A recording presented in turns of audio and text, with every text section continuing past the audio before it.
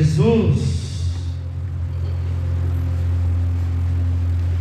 Os que adoram o Senhor glorificam o nome dele. Aleluia. Bendito seja o seu nome. Eu convido você a abrir a sua Bíblia em Mateus capítulo 13, versículo 8. Evangelho de Mateus capítulo 13, versículo de número 8.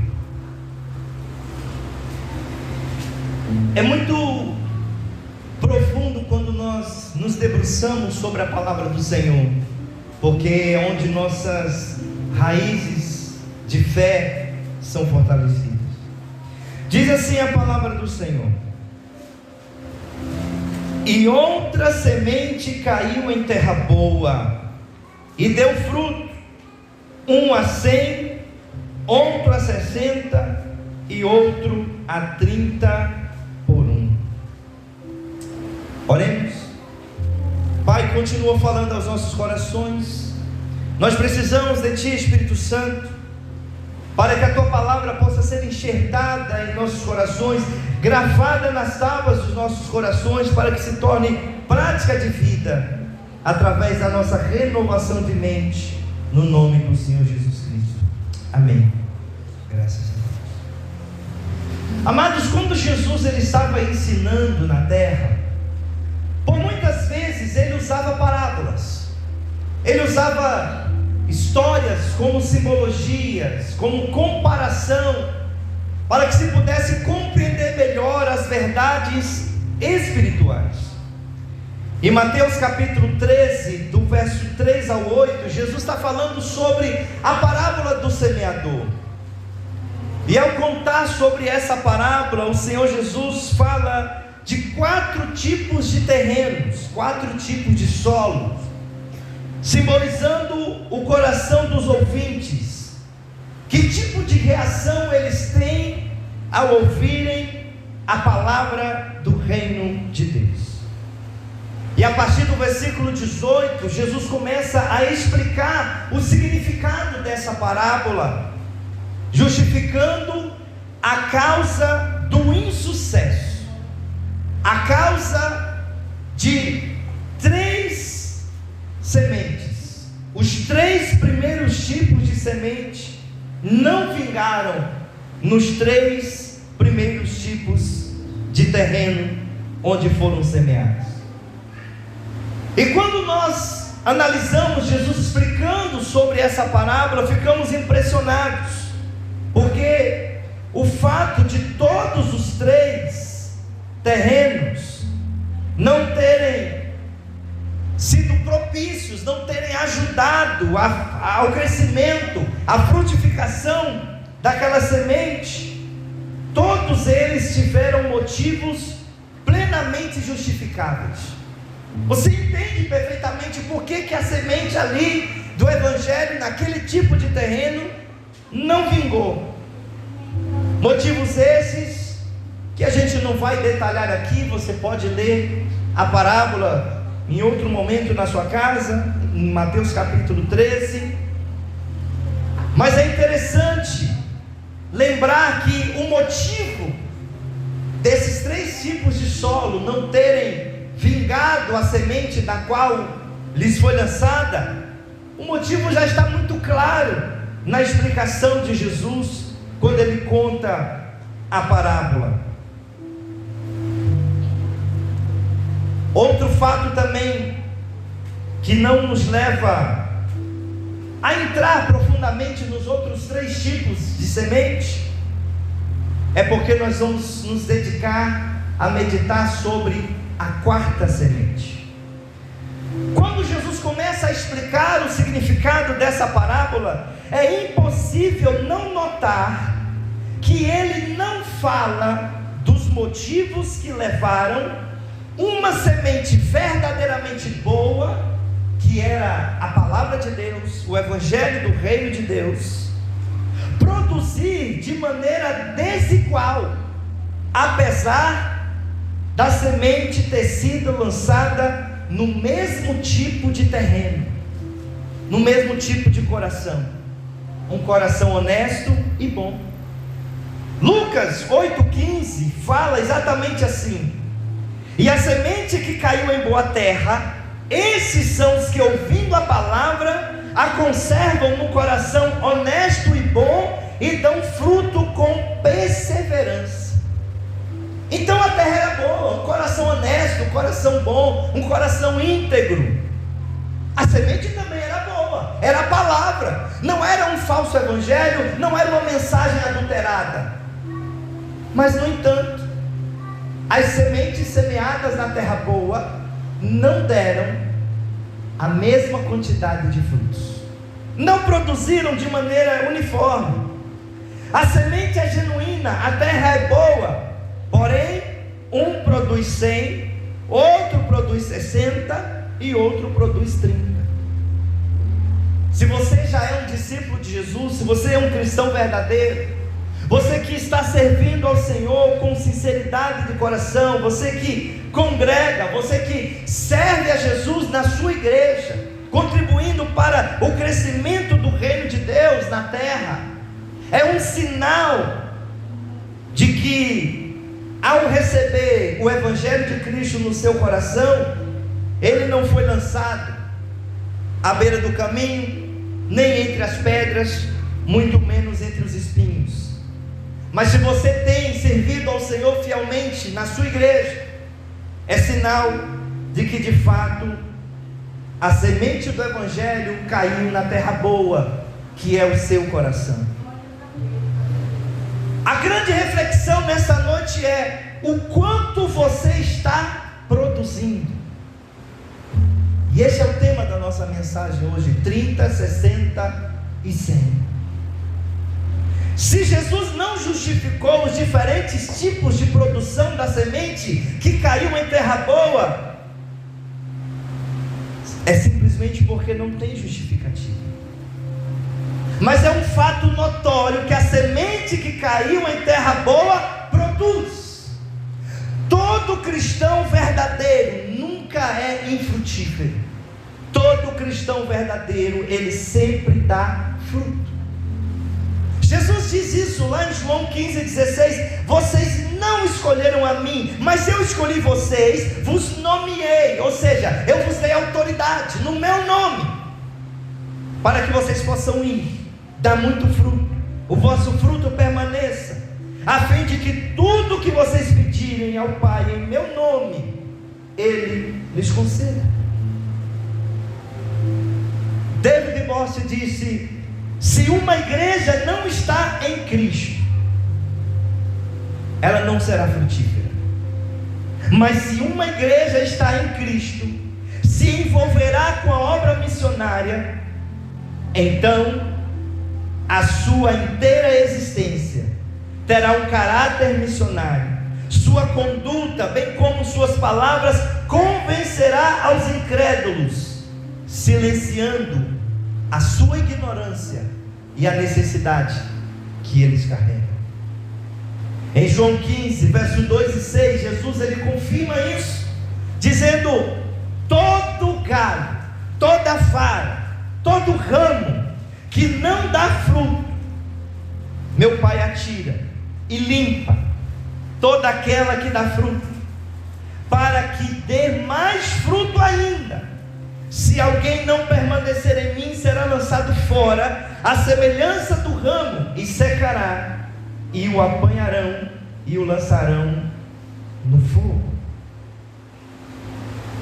e será queimado como a palha. Está claro na palavra de Deus que quem está em Cristo, ele vai dar frutos. A semente é verdadeira, o coração é honesto e bom. Então, o que nos leva a produzir de maneira desigual? Vamos começar pensando sobre 30 por 1. 30. Esse é o percentual inicial que Jesus começa a falar sobre a frutificação, sobre a produção de frutos. 30 por 1. Esse percentual foi o mínimo apresentado por Jesus. Ele não mencionou nesse caso nenhuma produção inferior. Ele não falou de um que produz 5, de produz 10, não, ele começa com 30. Embora que não produzem nem o mínimo de 30%.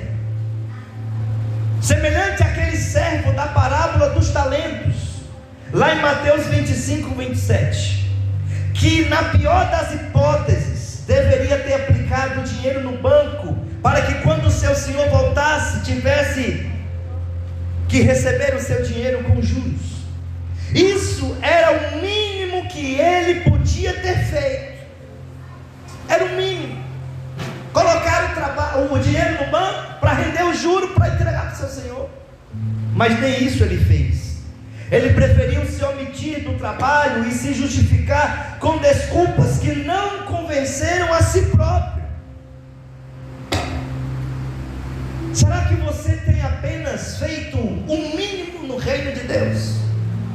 Será que o que tem regido a sua vida é a lei do menor esforço para a expansão do Evangelho de Cristo Jesus?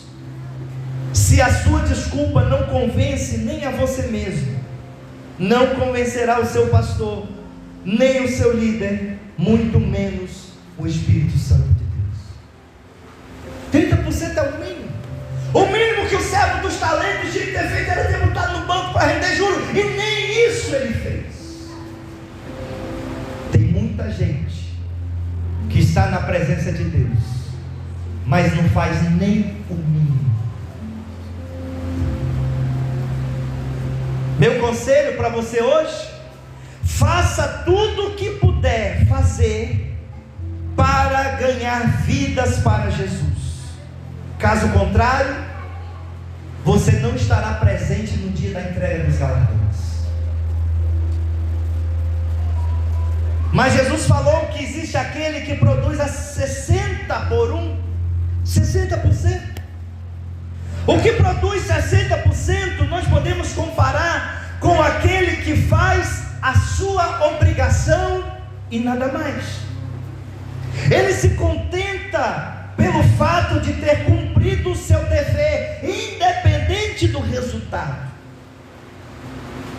Independente se ele produz muito ou pouco, ele fez o que era para fazer e acabou. E aqui se enquadra as palavras de Jesus em Lucas 17:10, que diz: assim também vocês, quando fizerem tudo o que vos for mandado, direi: somos servos inúteis, porque fizemos apenas a nossa obrigação. Quem faz só o que é mandado, a Bíblia está dizendo que é mesmo que um servo inútil. Vamos dar um exemplo aqui, né? Vamos dar um exemplo que o pastor Monteiro contratou uma pessoa para fazer uma faxina na casa dele. A pessoa viu que o chão estava sujo, ela limpou o chão, mas ela viu que tinha uma mesa suja, ela não passou o pano. Não, o senhor não mandou eu limpar dentro, o senhor mandou limpar o chão. Ela não buscou um diferencial, ela não buscou algo a mais. Ela não estava importando se quem contratou ela, se ia gostar do serviço ou não. De não, fiz o que o senhor mandou. O senhor mandou limpar o chão, limpei, agora a mesa não é comigo. E quantos estão fazendo apenas isso, o que lhe foi mandado? Esse tipo de cristão ainda não aprendeu com o exemplo de Rebeca. Porque quando Rebeca foi abordada pelo o mordomo, o servo de Abraão, o Eliezer chega para Rebeca e diz: olha, me dá um pouco de água para beber. Aí a Rebeca chega lá em Gênesis 24:46 e diz assim: olha, bebe, e eu também vou dar água, vou dar de beber, vou tirar a água e dar de beber para os teus camelos. Olha que coisa interessante. Era um homem que pede água, mas ela diz: olha, bebe, mas eu também vou tirar água para que os teus camelos possam se saciar. Esse tipo de cristão que faz apenas o que lhe é mandado, ainda não aprendeu com o próprio Jesus. Porque o próprio Jesus, lá em Mateus 5, do verso 40 ao 42, ele vai dizer assim, ó: aquele que pelejar contigo para lhe tirar a túnica, deixe também que leve a capa. Se alguém quiser lhe obrigar a caminhar 1 quilômetro, caminhe 2.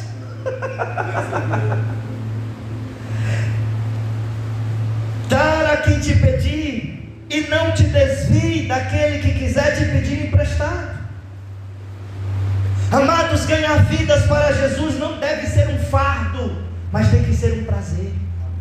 É um prazer alegrar o coração de quem se ama. Se nós amamos a Deus verdadeiramente, vamos alegrar o seu coração, como diz Lucas 15:7, mais alegria há no céu quando um pecador se arrepende na terra.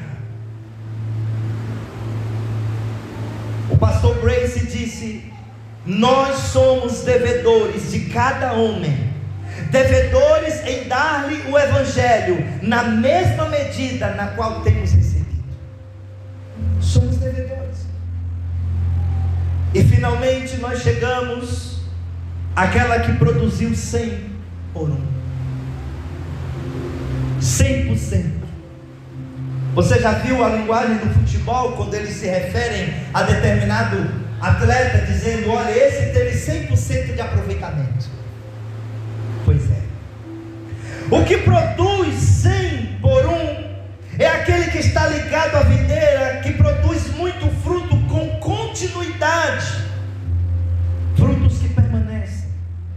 Como diz João 15, versos 5 e 16, Jesus dizendo: eu sou a videira, vocês são as varas.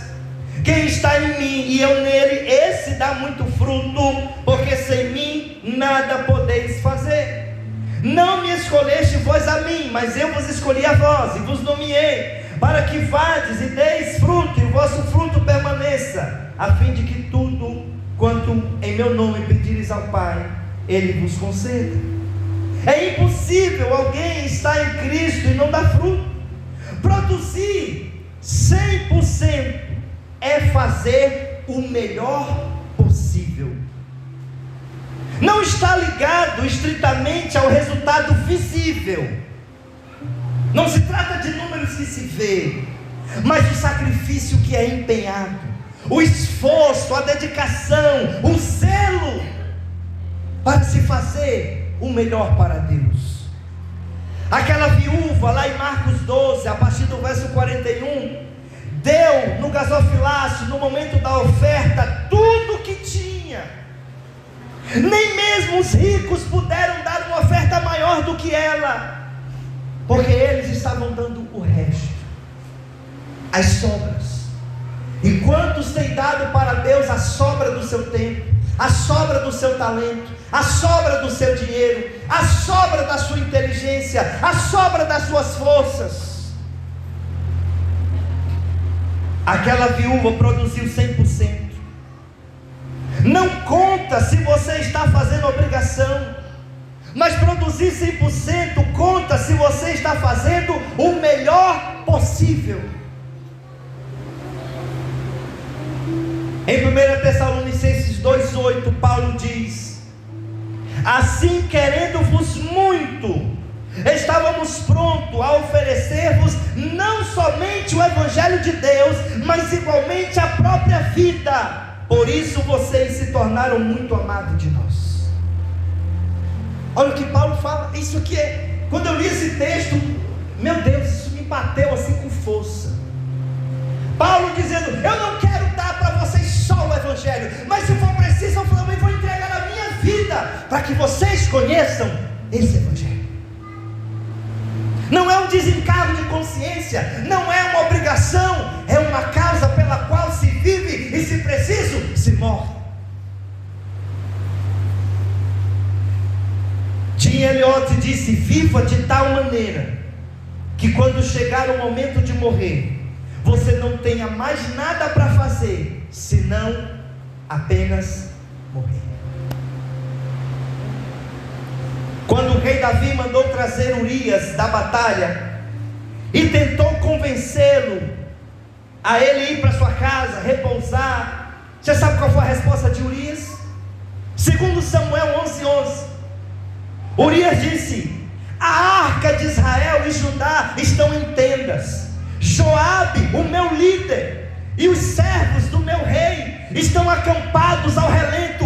Como é que eu poderia entrar na minha casa, comer, beber, me deitar com a minha mulher? Tão certo como vive o Senhor, eu não farei tal coisa. Meu Deus, compromisso. É evidente que Urias poderia ter justificado aquele repouso, aquele descanso como qualquer um, porque afinal era o rei Davi que estava mandando ele descansar, mas jamais convenceria a sua própria consciência. Ele fez um pouco mais do que a obrigação. Aliás, há um hino na harpa cristã, o hino 212, que tem uma frase que diz: como podes tu ficar dormindo, mesmo vacilante, quando outros são atacados por Belial? Como pode você dormir sossegado, quando outros estão sendo vítimas do maligno? Nossa fundadora, Amy Semple McPherson, em 1938, na sua escola de líderes, disse: jamais descansarei enquanto o evangelho não for pregado ao redor do mundo, até o último coração pecador. Em Marcos 12:30, Jesus disse: amarás, pois, o Senhor teu Deus de todo o teu coração, de toda a tua alma, de todo o teu entendimento, de todas as tuas forças. Este é o maior mandamento. Isso é produzir 100%. Eclesiastes 9:10 diz: tudo que te vier a mão para fazer, faz conforme as tuas forças, faça com excelência, porque para a sepultura, para onde tu vais, não há obra, não há trabalho. Ninguém pode glorificar ao Senhor. Deus é Deus de vivos e não de mortos. Faça o máximo e você, no mínimo, ficará com a consciência tranquila. Para alcançarmos o mundo para Cristo, tudo que temos e tudo que somos devem estar à disposição do Senhor, empenhados na causa do reino de Deus. A produção de frutos está diretamente ligada à capacidade de cada um. Mateus 25:15, Jesus fala que os talentos foram entregues, um recebeu 5, outro recebeu 2, um recebeu 1, conforme a capacidade de cada um. Vocês, formandos, no curso que vocês fizeram, vocês acabaram de ampliar a sua capacidade de produção, ampliar a sua visão, ampliar as suas ferramentas, ampliaram as suas possibilidades, ampliaram a unção de Deus que foi derramada sobre as vidas de vocês, em cada aula, em cada módulo, em cada palavra que vocês receberam. Agora é hora de vocês irem e darem muitos frutos, 100 por 1, para a glória de Deus. Tome posse da profecia de Isaías 60:22, que diz: o menor dos homens produzirá por 1000 e terá força de uma nação. Eu, o Senhor, no tempo certo farei isto prontamente. Isso é profético. O menor, aquele que é o mais desprezado, aquele que talvez a idade já tirou as forças, aquele que talvez possa ser iletrado, aquele que ninguém dá nada por ele, Deus está falando: o menor de vocês vai produzir como se fossem 1000 valentes e terá a força de uma nação.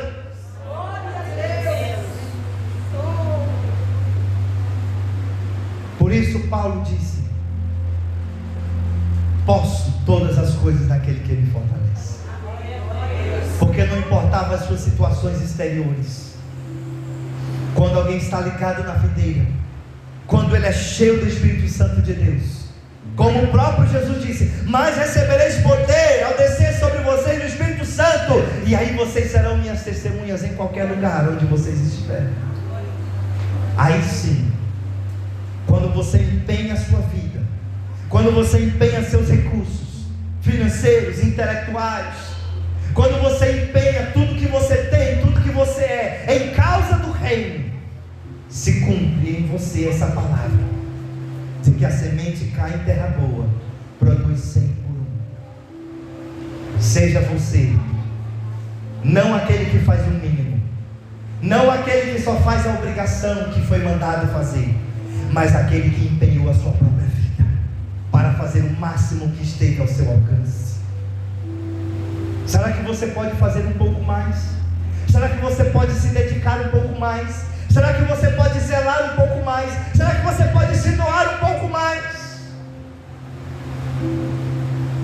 E eu quero encerrar essa palavra com um testemunho. Alguns anos atrás, mais precisamente em 2005, eu estava no Impacto Evangelístico, lá na cidade de Juazeiro do Norte, no meio da Romaria de Padre Cícero. E era manhã, tarde e noite evangelizando. Só que sempre tinha uma das equipes que saíam na madrugada para dar assistência aos romeiros, porque muitos deles faziam longas viagens, passavam mal à noite, às vezes não tinha onde se hospedar, não tinham o que comer, muitos até idosos. Então dormia ali na praça junto com o lixo, literalmente. Quando a cidade tem muita gente, tem mais lixo, entre ratos e baratas. A minha equipe foi escalada na madrugada já na quinta-feira, ou seja, nós já estávamos desde domingo, ó, na pancada, de manhã, de tarde, de noite, naquele sol maravilhoso evangelizando. Na quinta-feira a minha equipe é sorteada para ir para a madrugada. A gente estava com aquela força, né? Com aquele gás, para não dizer o contrário. A gente estava cansado. A gente estava muito cansado. E a minha equipe na madrugada, de repente 2h30, o nosso líder vai no alojamento dizendo: está na hora, vamos. E eu, na minha humanidade, eu murmurando, eu digo: meu Deus, para que esse negócio de ir na madrugada? Nós já passamos o dia inteiro evangelizando, meu Deus, será que não é suficiente? Eu queria estar dormindo. Será que eles não veem que já está no meio da semana, que está todo mundo cansado? Mas tinha que ir, né? O líder não deixava dormir, tinha que ir. E eu fui, reclamando, de má vontade, querendo estar dormindo. Estava eu e um outro missionário de Recife, e nós estávamos numa praça, a praça chamada Praça do Socorro. Se alguém aqui conhece Juazeiro do Norte, talvez tenha ouvido falar da Praça do Socorro. Nós estávamos ali naquela praça, muitos romeiros ali dormindo ao relento. Fomos com sopão, tinha uma equipe de médicos, enfermeiros, dando assistência médica àqueles que precisavam. Dois médicos na equipe, mais 3 enfermeiros, cada um ali com a sua especialidade.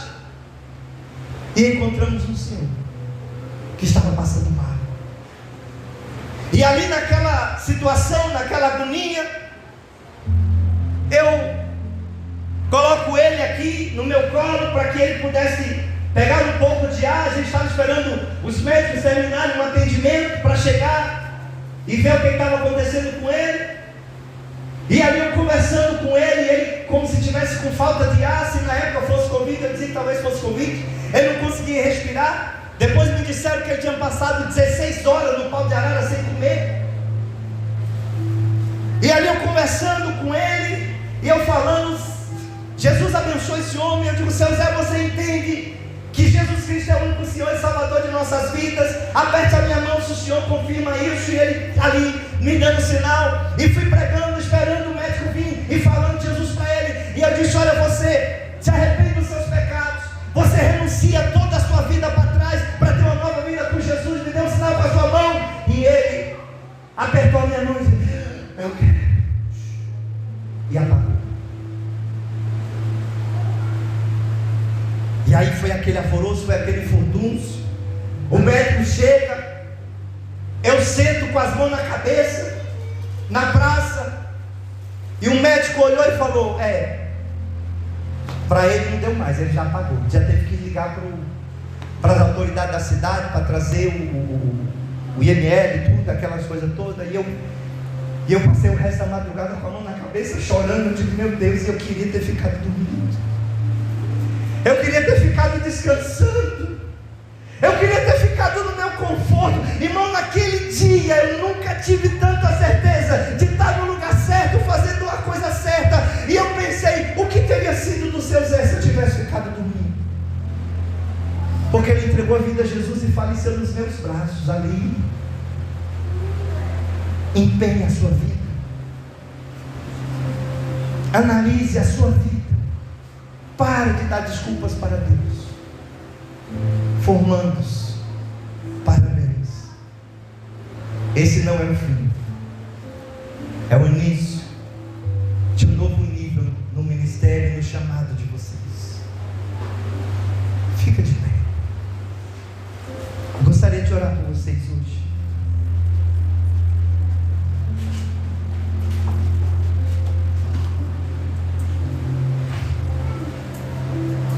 Pai, no nome de Jesus, ajuda-nos a estar diante do Senhor, Pai.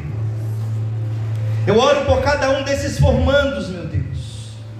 Cada um deles, ó Pai, eles receberam ferramentas, eles receberam conhecimento, eles receberam uma porção do Teu Espírito sobre eles. E o que eu te peço, meu Deus, é que eles não sejam simplesmente aqueles que produzem o mínimo, não sejam daqueles que fazem apenas aquilo que é obrigação, mas eu te peço no nome de Jesus que eles produzam a 100 por 1, que eles façam o máximo possível, que assim como os apóstolos que empenharam as suas vidas, sendo apedrejados, queimados, jogados aos leões, como foi cantado aqui hoje à noite, mas por causa que eles empenharam a sua vida, fazendo o melhor, o Evangelho nos alcançou.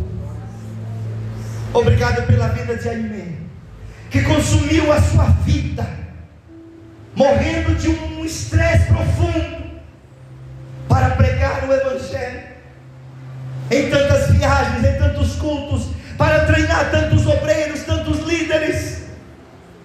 Obrigado por Harold Williams, que entregou a sua carreira de sucesso em Hollywood, para vir ao Brasil trazer o Evangelho quadrangular, para que chegasse até nós. Obrigado, meu Deus, pelos pioneiros da nossa terra, do estado do Ceará. Obrigado pela vida dos pastores dessa igreja, meu Pai, que tem entregado, tem empenhado a sua vida. Muitas vezes, meu Deus, ninguém presencia, mas o Senhor presencia todas as renúncias que eles têm feito para produzir a 100 por 1, Pai. Deus, renova-lhe as forças, derrame do Teu Espírito, e que no grande dia, meu Pai, eles possam ouvir do Senhor: servos bons e fiéis, entre agora no Teu descanso, meu Pai. E que cada membro dessa igreja venha ser um ramo frutífero, cada formando desses cursos venha ser um ramo frutífero, meu Pai. E que o Teu nome seja glorificado na excelência que desempenharmos em nosso serviço, não para nós. Importa que nós possamos diminuir, mas que o Senhor cresça, que o Senhor apareça, brilhe luz do mundo através de nossas vidas, no nome de Jesus. Amém, amém, graças